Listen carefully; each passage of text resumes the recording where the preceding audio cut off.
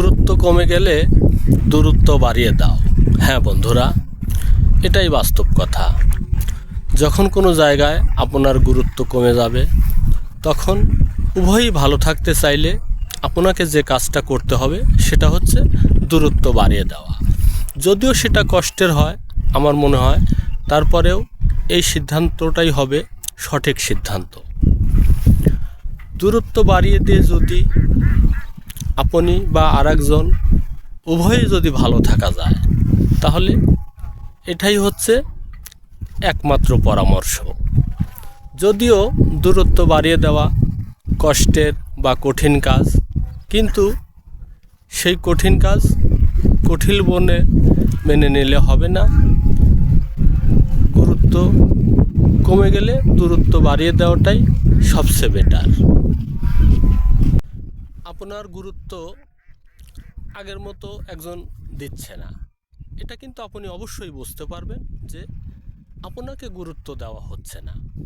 আপনার একটা ভালো কথাও সে মনোযোগ দিয়ে শুনছে না, বা আপনি একটা বোঝাতে চাইছেন সে বুঝছে না। তাহলে কি হলো? ধরে নিতে হবে আপনার গুরুত্ব তার কাছে কমে গেছে। আর যেখানে গুরুত্ব কমে যায় সেখানে মূল্যবান কথাও অমূল্য হয়ে যায়।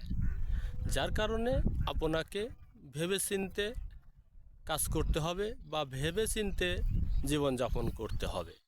যখন কোনো জায়গায় আপনার গুরুত্ব কমে যাবে, কষ্টের হলেও সে জায়গা ছাড়তে হবে বা সেই জায়গা আপনাকে মন থেকে ত্যাগ করতে হবে। তাহলে দেখবেন অবশ্যই আপনার গুরুত্ব বেড়ে গেছে। গুরুত্ব কমে গেলে দূরত্ব বেরিয়ে দাও, এটা কিন্তু জ্ঞানী লোকের কথা। সেই কথাটাই আমি আপনাদের কাছে বলছি যে দূরত্ব বাড়িয়ে দাও। কিভাবে? গুরুত্ব কমে গেলে দূরত্ব বাড়িয়ে দাও।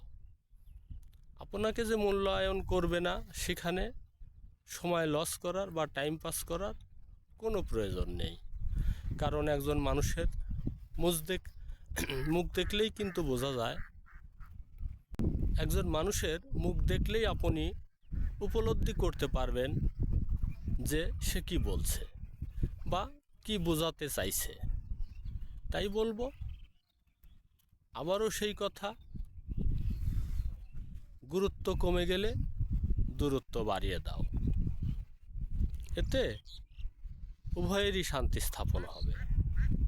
যেখানে শান্তি নেই সেখানে মানুষ থাকে না বা সময় ব্যয় করে না।